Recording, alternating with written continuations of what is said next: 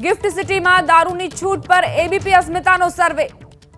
ABP અસ્મિતાએ સર્વે કર્યો છે। Social મીડિયાના માધ્યમથી એબીપી અસ્મિતાએ સર્વે કર્યો। 50% લોકોએ સરકારના નિર્ણયને યોગ્ય ગણાવ્યો છે।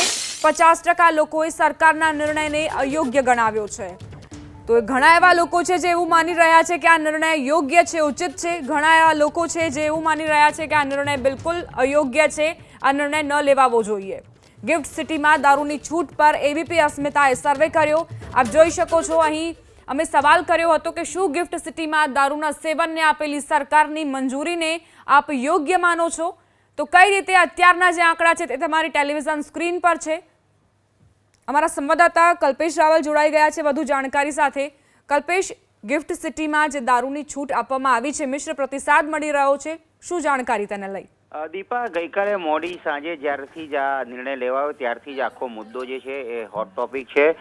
જ્યાં જુઓ ત્યાં એની જ ચર્ચા ચાલે છે અને કેમ કે સોશિયલ મીડિયા જે છે તે યંગ જનરેશનને ખાસી અસર કરે છે, ત્યારે એબીપી સ્મિતાએ પ્રયાસ કર્યો હતો કે સોશિયલ મીડિયા પર યુઝ કરનારા લોકો શું માની રહ્યા છે।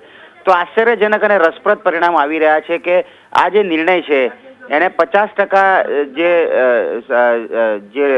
દર્શકો છે, સોશિયલ મીડિયા યુઝર્સ છે, એમણે આ નિર્ણયને યોગ્ય ઠેરવ્યો છે। જ્યારે કે 50% સોશિયલ મીડિયા યુઝર્સ એવું માને છે કે ક્યાંક ને ક્યાંક આ જે નિર્ણય જે છે ગિફ્ટ સિટીમાં લીકર પરમિશનના સંદર્ભમાં એ અયોગ્ય છે। એટલે અત્યારે હાલ મિશ્ર પ્રતિસાદ મળી રહ્યો છે અને ચર્ચાનો આખો મુદ્દો છે, કેમ કે એક પ્રકારે દારૂની છૂટ આપવાનો જે મુદ્દો છે અત્યારે હાલ ચર્ચાના એરણ પર છે, ત્યારે સોશિયલ મીડિયા પર પણ રસપ્રદ તારણો સામે આવી રહ્યા છે। આભાર કલ્પેશ જાણકારી આપવા માટે।